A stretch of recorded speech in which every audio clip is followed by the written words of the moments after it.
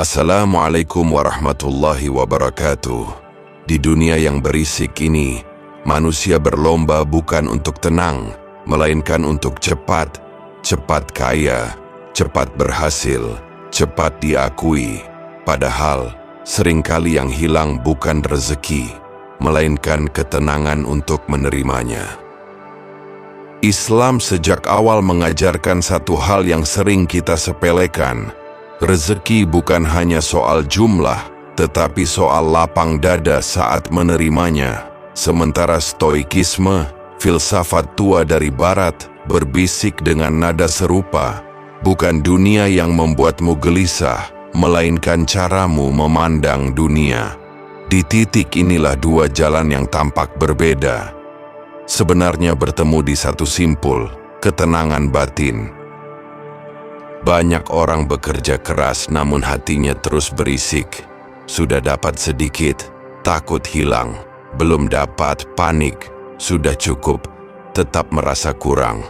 Maka hidupnya seperti gelas bocor.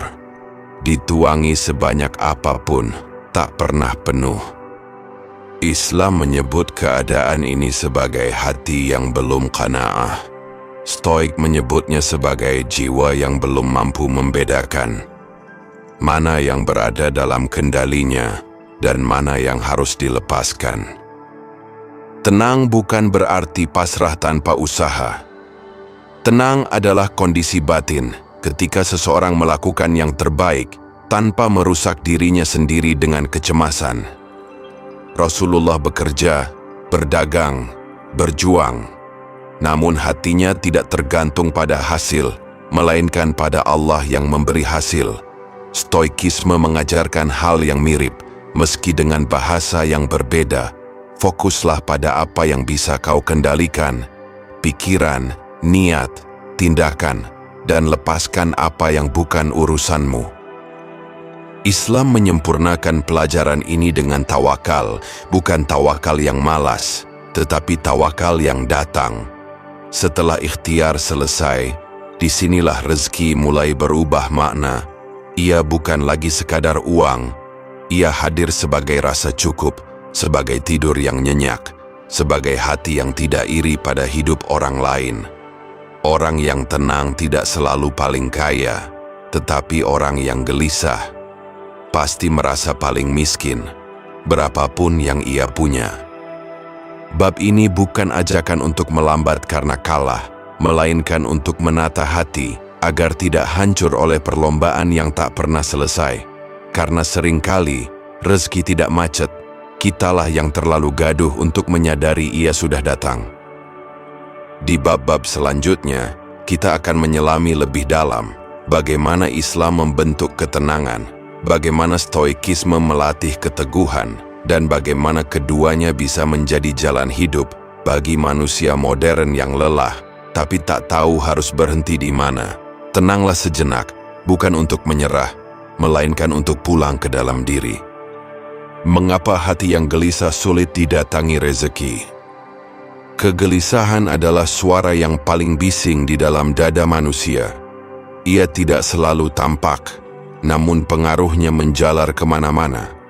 Ia membuat orang tergesa saat memilih, emosional saat kehilangan, dan rakus saat mendapatkan. Islam memandang kegelisahan hati sebagai tanda lemahnya sandaran. Bukan karena Allah jauh, tetapi karena hati terlalu sibuk bersandar pada selainnya. Al-Quran menyebut dengan jelas, ingatlah hanya dengan mengingat Allah hati menjadi tenang. Ini bukan kalimat puitis belaka, melainkan peta batin manusia. Hati yang tidak punya pusat ketenangan akan mencari pegangan kemana-mana dan lelah sendiri karenanya. Stoikisme melihat kegelisahan dari sisi lain, namun menuju kesimpulan yang serupa. Bagi para stoik, kegelisahan lahir saat manusia mencoba mengendalikan hal-hal yang memang tidak berada dalam kendalinya. Hasil, penilaian orang lain, nasib, untung rugi masa depan. Semua itu di luar kuasa manusia. Ketika hati bergantung pada hal-hal itu, maka hidup berubah menjadi tegang. Setiap hari terasa seperti ujian, setiap hasil terasa seperti vonis. Di titik inilah rezeki sering terasa jauh, bukan karena Allah menahan, melainkan karena hati terlalu sempit untuk menerimanya. Rezeki, dalam makna Islam, bukan hanya apa yang datang ke tangan, tetapi juga apa yang menetap di hati. Ada orang berpenghasilan besar, namun hidupnya penuh takut. Takut turun, takut kalah, takut tersaingi. Itu bukan kelapangan, itu hanya angka. Stoik akan berkata, orang seperti ini hidup dalam perbudakan, bukan diperbudak manusia, tetapi diperbudak oleh harapan dan kecemasan. Islam menyebut kondisi ini sebagai hati yang belum bertawakal, masih ingin memastikan segalanya aman sebelum ia berani tenang.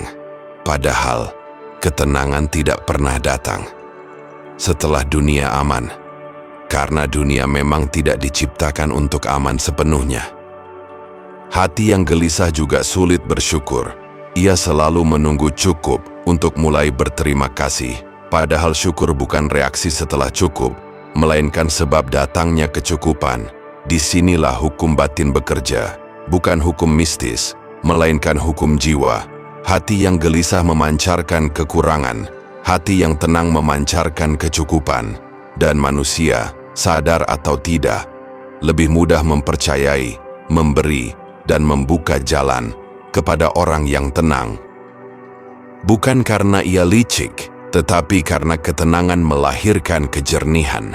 Keputusan orang tenang lebih jernih, langkahnya lebih terukur. Ia tidak mudah terbakar emosi, tidak mudah tergoda jalan pintas. Rezeki sering datang melalui manusia lain, dan manusia pada fitrahnya lebih nyaman dekat dengan jiwa yang stabil daripada hati yang panik. Maka kegelisahan bukan hanya masalah batin, ia berdampak nyata pada kehidupan. Ia merusak relasi, mengaburkan keputusan, dan mempersempit peluang. Bab ini ingin menegaskan satu hal penting. Sebelum bicara strategi mencari rezeki, Islam dan Stoikisme sama-sama mengajak untuk membereskan kondisi batin. Karena rezeki tidak hanya mencari yang pintar, tetapi mencari yang siap.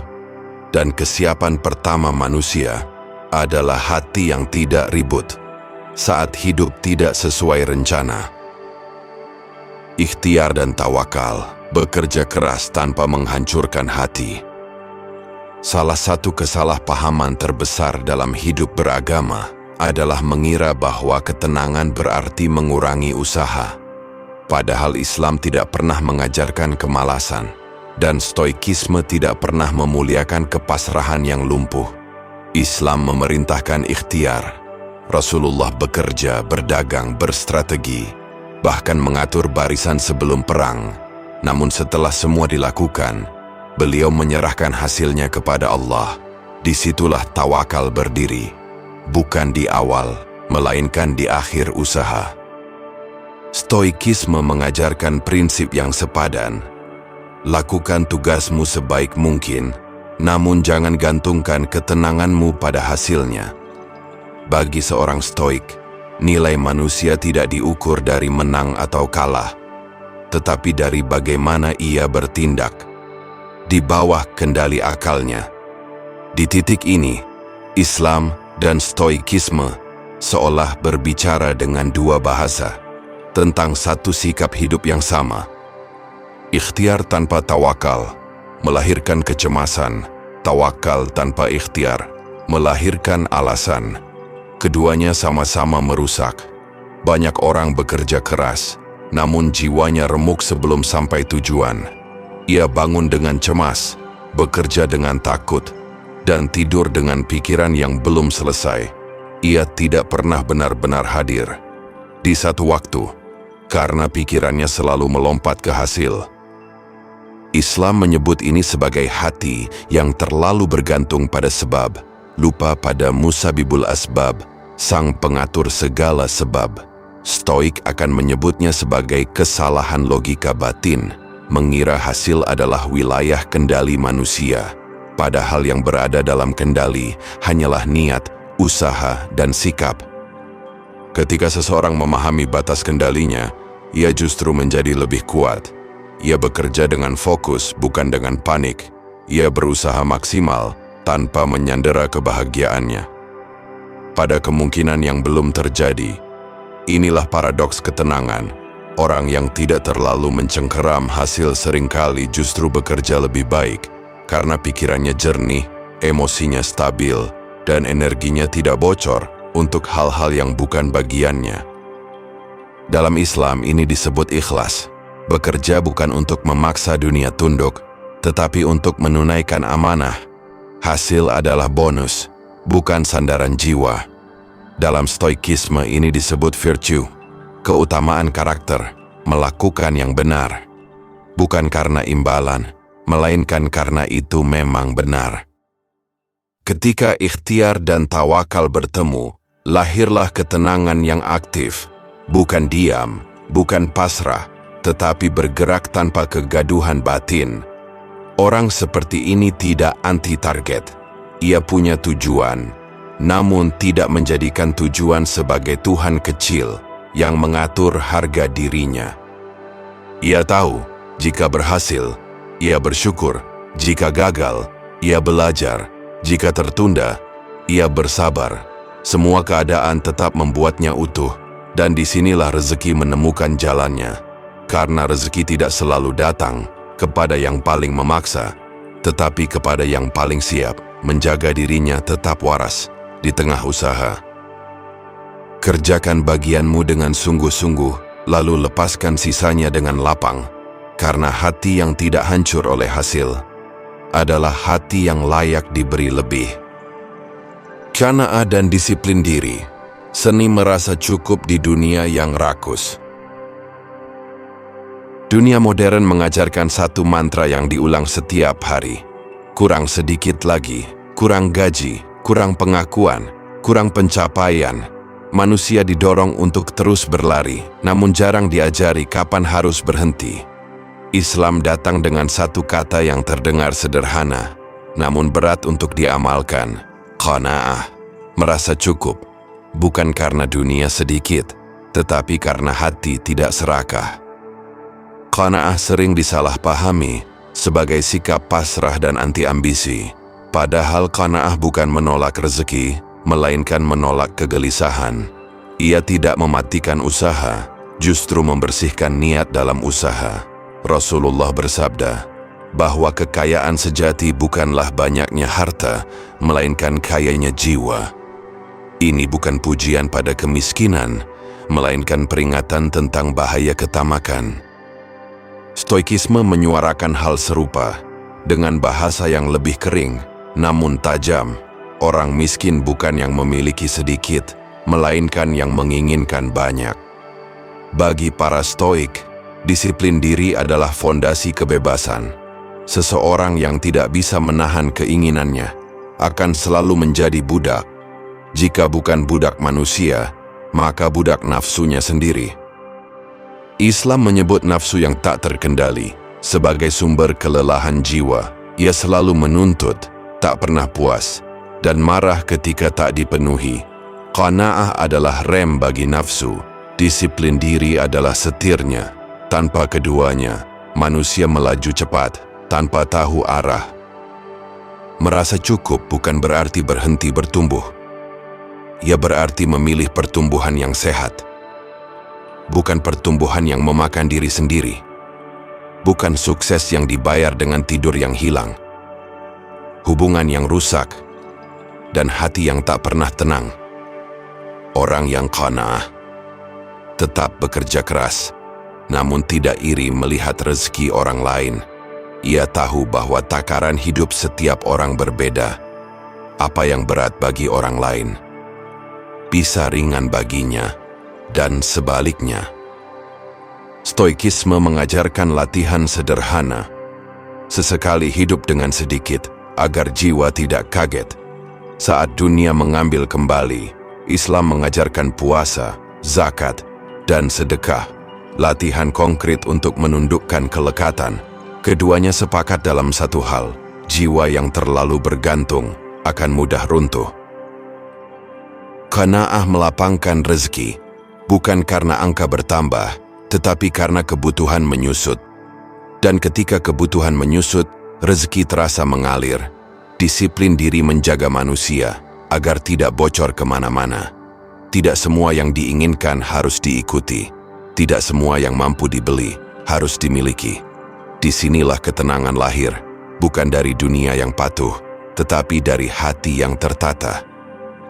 Rezeki sering terasa sempit, bukan karena kurang, melainkan karena keinginan terlalu banyak. Dan hati yang belajar merasa cukup adalah hati yang sedang disiapkan untuk menerima lebih, tanpa kehilangan dirinya sendiri. Mengendalikan yang bisa dikendalikan adalah kunci tenang ala Stoik dan Islam. Banyak kegelisahan lahir bukan karena hidup terlalu berat, melainkan karena manusia memikul beban yang memang bukan jatahnya. Ia ingin mengatur hasil, ingin memastikan masa depan, ingin mengendalikan penilaian orang lain, dan ketika semua itu gagal, ia menyalahkan dunia atau menyalahkan dirinya sendiri. Stoikisme sejak awal berdiri di satu prinsip tegas: pisahkan antara yang berada dalam kendalimu dan yang berada di luar kendalimu, di bawah kendalimu, niat, pikiran, sikap, tindakan, di luar kendalimu, hasil, nasib, cuaca kehidupan, dan penilaian manusia. Islam mengajarkan pemisahan yang sama, namun dengan landasan iman. Manusia diberi amanah untuk berusaha, sementara Allah yang mengatur akibatnya. Bukan karena manusia lemah, tetapi karena dunia terlalu luas untuk dikendalikan satu makhluk. Masalah muncul ketika manusia lupa batas ini. Ia bekerja, lalu menuntut hasil tertentu. Ia berdoa, lalu ingin waktu dan bentuk jawaban sesuai kehendaknya. Ketika realitas tak patuh, hatinya memberontak. Padahal ketenangan lahir bukan saat semua berjalan sesuai rencana, melainkan saat manusia tahu bagian mana yang harus ia lepaskan. Mengendalikan yang bisa dikendalikan. Membuat energi tidak bocor. Fokus menjadi tajam. Langkah menjadi mantap. Orang seperti ini tidak sibuk mengutuk keadaan, karena ia tahu kemarahan tidak pernah menambah rezeki. Islam menyebut sikap ini sebagai ridha setelah ikhtiar, bukan ridha yang malas tetapi ridha yang lahir setelah seseorang jujur pada usahanya. Stoik menyebutnya sebagai keteguhan batin, menerima kenyataan tanpa kehilangan martabat diri. Ketika seseorang berhenti mengutuk hal-hal di luar kuasanya, ia justru mendapatkan kembali kendali atas dirinya sendiri. Dan inilah bentuk kekuasaan yang paling nyata. Orang yang tenang bukan orang yang selalu menang, melainkan orang yang tidak hancur. Ketika kalah, ia bisa kecewa tanpa putus asa, gagal tanpa kehilangan arah. Rezeki sering menyukai orang seperti ini, bukan karena ia paling pintar, tetapi karena ia stabil. Dunia mempercayai jiwa yang stabil. Bab ini ingin meninggalkan satu kunci sederhana. Uruslah niatmu, rapikan usahamu, dan serahkan hasilnya tanpa ribut. Karena ketika manusia berhenti mengatur semesta, ia akhirnya punya waktu untuk menata hatinya sendiri. Syukur dan penerimaan, mengapa yang tenang justru ditambah? Ada hukum kehidupan yang bekerja pelan, namun pasti. Apa yang diterima dengan lapang, cenderung bertambah. Apa yang diterima dengan keluhan, sering kali terasa kurang, meski jumlahnya sama. Islam menyebut kunci ini dengan satu kata, syukur. Bukan sekadar ucapan terima kasih, melainkan sikap batin yang mengakui bahwa apa yang ada bukan kebetulan dan bukan semata hasil kepintaran diri. Allah menjanjikan dengan jelas, jika kamu bersyukur, niscaya aku akan menambah. Menambah apa? Tidak selalu angka. Seringkali yang ditambah adalah ketenangan, keberkahan, dan rasa cukup. Stoikisme tidak menyebut Tuhan dengan bahasa wahyu, namun mengajarkan penerimaan yang serupa. Bagi para Stoik, menerima kenyataan bukan tanda kalah, melainkan tanda kedewasaan akal. Mereka menyebutnya amor fati, mencintai takdir apa adanya. Bukan karena semua takdir menyenangkan, tetapi karena melawan kenyataan, hanya menambah penderitaan. Syukur dan penerimaan bekerja, seperti membuka pintu batin. Hati yang menolak terus-menerus menjadi sempit. Hati yang menerima menjadi lapang. Orang yang tidak pernah puas akan selalu merasa kurang, bahkan saat diberi lebih. Sebaliknya, orang yang bersyukur seringkali merasa cukup, bahkan sebelum ditambah. Ini bukan sugesti kosong, ini mekanisme jiwa. Hati yang bersyukur lebih tenang dan jiwa yang tenang membuat keputusan lebih jernih. Keputusan yang jernih melahirkan peluang yang lebih baik. Syukur juga memutus lingkaran iri. Iri adalah kebocoran rezeki yang halus. Ia menguras energi, mengotori niat, dan membuat hidup selalu terasa lomba. Islam mengajarkan melihat ke bawah dalam urusan dunia, agar hati belajar cukup dan melihat ke atas dalam urusan iman, agar jiwa terus bertumbuh. Stoikisme mengajarkan latihan serupa, mengingat bahwa apa yang kita miliki bisa saja tidak ada, bukan untuk menakut-nakuti, tetapi untuk menyadarkan nilai. Penerimaan bukan berarti berhenti berharap, ia berarti berharap tanpa memaksa, berdoa tanpa mendikte, berusaha tanpa menuntut semesta.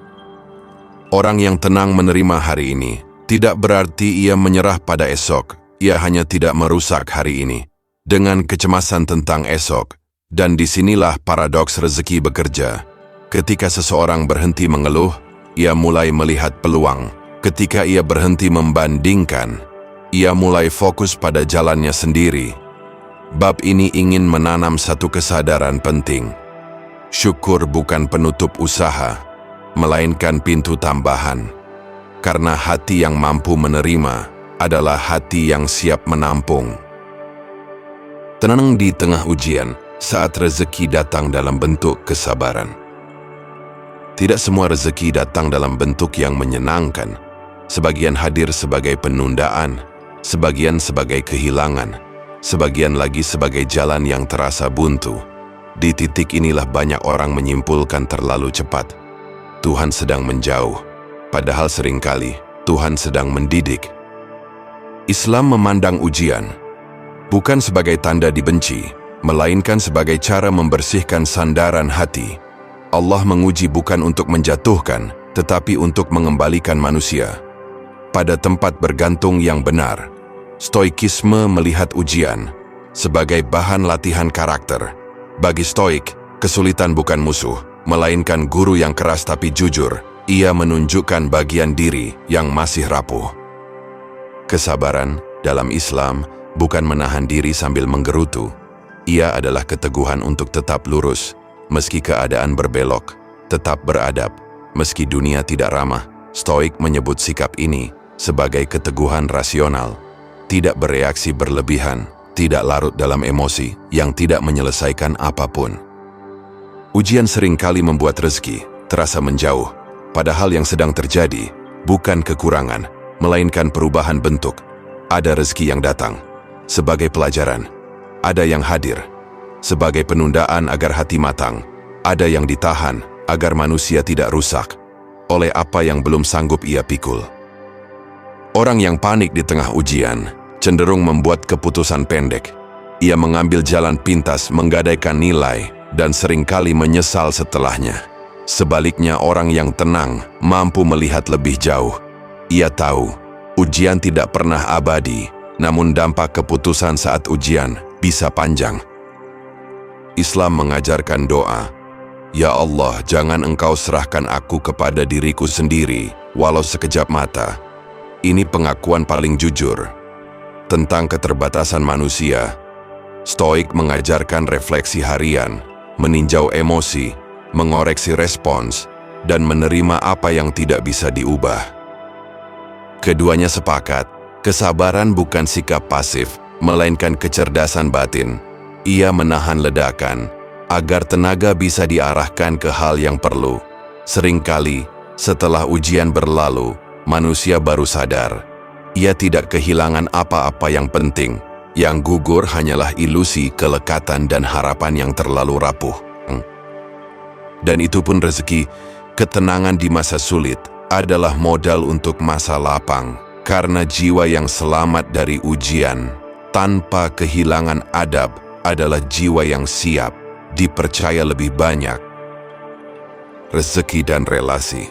Mengapa hati yang tenang lebih dipercaya? Sedikit yang disadari orang, banyak pintu rezeki tidak terbuka oleh kecerdasan, tetapi oleh kepercayaan. Dan kepercayaan jarang lahir dari hati yang ribut. Manusia, pada fitrahnya, mencari rasa aman. Dalam bekerja sama, dalam berdagang, bahkan dalam berteman. Ia lebih nyaman dengan orang yang stabil emosinya daripada yang meledak-ledak walau cerdas. Islam sangat menekankan adab dalam muamalah, kejujuran, amanah, dan ketenangan sikap. Bukan hanya nilai moral, tetapi juga kunci terbukanya rezeki. Rasulullah dikenal bukan pertama-tama sebagai nabi, tetapi sebagai Al-Amin, yang dapat dipercaya. Kepercayaan itu lahir dari konsistensi batin. Orang yang tenang, tidak berubah-ubah sikap, karena untung rugi sesaat. Ia tidak manis saat butuh, lalu menghilang saat cukup. Stoikisme menyebut kualitas ini sebagai integritas karakter. Bagi Stoik, hubungan yang sehat dibangun di atas kejelasan nilai, bukan manipulasi emosi. Orang yang dikuasai kegelisahan, seringkali tanpa sadar, merusak relasinya sendiri. Ia terlalu menuntut, terlalu sensitif, atau terlalu curiga. Semua itu melelahkan bagi orang lain. Sebaliknya, orang yang tenang memberi ruang. Ia tidak memaksa. Ia mendengar sebelum bereaksi. Ia bisa berbeda pendapat tanpa memutus hubungan. Dalam dunia nyata, rezeki sering datang melalui rekomendasi, kesempatan, dan kepercayaan jangka panjang. Dan semua itu jarang diberikan kepada jiwa yang tidak stabil. Islam mengajarkan menjaga lisan, menepati janji, dan menahan diri dari menyakiti. Semua ini bukan hanya ibadah, tetapi investasi sosial yang nilainya panjang. Stoikisme mengajarkan mengendalikan respons emosional agar tidak merusak hubungan. Karena hal sepele, tidak semua hal perlu ditanggapi. Tidak semua konflik perlu dimenangkan. Hati yang tenang mampu memisahkan masalah dari manusia. Ia bisa tidak setuju tanpa membenci. Ia bisa menolak tanpa merendahkan. Di titik ini, ketenangan menjadi magnet, bukan magnet mistis, tetapi magnet kemanusiaan. Orang ingin dekat dengan mereka yang membuat hidup terasa ringan. Menata hati bukan hanya untuk diri sendiri, tetapi untuk menjaga jembatan dan tempat rezeki sering melintas. Karena relasi yang sehat adalah salah satu bentuk rezeki yang paling nyata dan hanya bisa dijaga oleh hati yang tidak ribut. Menata rutinitas batin, latihan tenang harian ala Islam dan Stoik. Ketenangan bukan bakat, ia kebiasaan. Bukan sesuatu yang jatuh tiba-tiba ke dada, melainkan hasil dari latihan kecil yang diulang dengan setia. Banyak orang menunggu hidup tenang, baru mau berbenah, padahal hidup jarang memberi jeda. Maka Islam dan Stoikisme tidak menunggu dunia rapi untuk mengajarkan ketenangan. Mereka memulainya dari rutinitas batin. Islam menata hari dengan ritme yang sadar. Salat 5 waktu bukan hanya kewajiban, tetapi jeda dari dunia yang terlalu cepat. 5 kali sehari, manusia diajak berhenti, meluruskan niat, dan mengingat kembali siapa pusat hidupnya. Stoikisme mengajarkan latihan pagi dan malam. Pagi untuk menyiapkan batin, apa yang mungkin terjadi, emosi apa yang harus dijaga, nilai apa yang tidak boleh dikorbankan. Malam untuk meninjau diri, di mana aku terpancing, di mana aku lalai, dan di mana aku berhasil menjaga sikap. Islam punya muhasabah, Stoik punya refleksi. Bahasanya berbeda, tujuannya sama. Membuat jiwa sadar sebelum dunia memaksanya sadar. Zikir dalam Islam.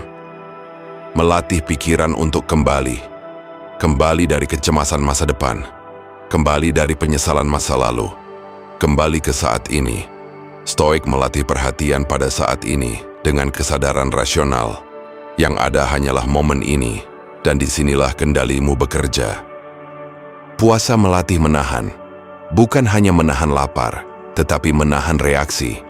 Stoik melatih voluntary discomfort, ketidaknyamanan yang disengaja agar jiwa tidak manja dan tidak panik saat dunia keras.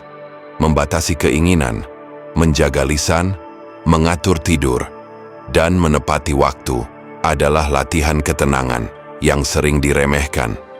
Padahal kekacauan batin sering lahir dari hidup yang terlalu longgar. Orang yang tenang biasanya punya hidup yang tertata, bukan kaku, tetapi jelas. Ia tahu kapan bekerja, kapan berhenti, kapan menyendiri, dan kapan hadir untuk orang lain. Islam mengajarkan adab bahkan dalam hal kecil, cara makan, cara bicara, cara masuk kamar mandi, bukan untuk merepotkan, tetapi untuk melatih kesadaran. Stoikisme mengajarkan kesederhanaan hidup, mengurangi yang tidak perlu, agar jiwa tidak penuh oleh hal-hal remeh. Rutinitas batin yang sehat membuat ketenangan tidak bergantung pada kondisi luar. Ia hadir sebagai fondasi, bukan hadiah. Dan dari fondasi inilah rezeki mengalir lebih rapi, karena hidup yang tertata lebih jarang bocor oleh kesalahan yang sama. Bab ini ingin meninggalkan satu pesan sederhana: ketenangan besar lahir dari disiplin kecil yang setia. Jika hari-harimu mulai tenang, itu bukan kebetulan. Itu hasil latihan yang mungkin tak disadari orang lain, namun dirasakan jiwamu sendiri. Tenang dan tawakal menutup jalan, membuka langit. Pada akhirnya hidup bukan tentang seberapa jauh kita berlari, tetapi tentang kepada siapa hati kita bersandar saat lelah itu datang. Setelah semua usaha dilakukan, setelah ikhtiar dikerahkan, setelah disiplin dijaga, akan selalu ada titik di mana manusia harus berhenti memaksa, bukan karena kalah, tetapi karena sadar ada wilayah yang bukan miliknya. Di titik inilah tawakal menemukan maknanya, bukan sebagai slogan, bukan sebagai pelarian, tetapi sebagai sikap dewasa seorang hamba. Islam mengajarkan tawakal sebagai puncak ketenangan. Seseorang bekerja seolah segalanya bergantung pada usahanya, namun menyerahkan hasilnya seolah segalanya bergantung pada Allah. Stoikisme meski tanpa bahasa wahyu, sampai pada kesimpulan yang sepadan: ketenangan lahir saat manusia berhenti bertengkar dengan kenyataan, ketika seseorang menerima bahwa tidak semua pintu harus dibuka olehnya. Ia berhenti menggedor dengan marah. Ia memilih berdiri tenang, menunggu dengan adab, dan tetap memperbaiki dirinya selagi menunggu. Menutup jalan bukan berarti menyerah. Ia berarti berhenti dari arah yang salah, berhenti dari cara yang merusak, berhenti dari ambisi yang mengorbankan jiwa. Seringkali saat manusia menutup satu jalan dengan tenang, Allah membuka jalan lain yang tidak pernah ia bayangkan, dan jalan itu terasa lapang karena ia dilalui tanpa kegelisahan. Rezeki yang paling berharga bukan yang membuat hidup penuh, tetapi yang membuat hati ringan. Bukan yang membuat orang lain kagum, tetapi yang membuat kita bisa tidur tanpa takut esok hari. Tenang bukan tujuan akhir, ia bekal perjalanan. Ia menjaga manusia agar tidak kehilangan dirinya saat mendapatkan dunia, dan tidak kehilangan imannya saat dunia menjauh. Rapikan hatimu, luruskan usahamu, dan biarkan Allah menyelesaikan sisanya, karena langit tidak pernah tertutup bagi hati yang tenang dan jujur. Ya Allah, tenangkan hati kami dari gelisah yang tak perlu, dari keinginan yang berlebihan, dan dari ketakutan akan masa depan yang belum Engkau tetapkan. Ajarkan kami bekerja dengan sungguh-sungguh, namun bersandar hanya kepadamu. Lapangkan rezeki kami, dengan keberkahan, cukupkan kami dengan qanaah, dan kuatkan kami dengan kesabaran. Jika Engkau menahan, jadikan itu pelajaran. Jika Engkau memberi, jadikan itu amanah. Dan jika Engkau menguji, jangan biarkan hati kami jauh darimu. Ya Allah, jadikan ketenangan sebagai rumah jiwa kami dan tawakal sebagai jalan pulang kami. Amin ya Rabbal Alamin.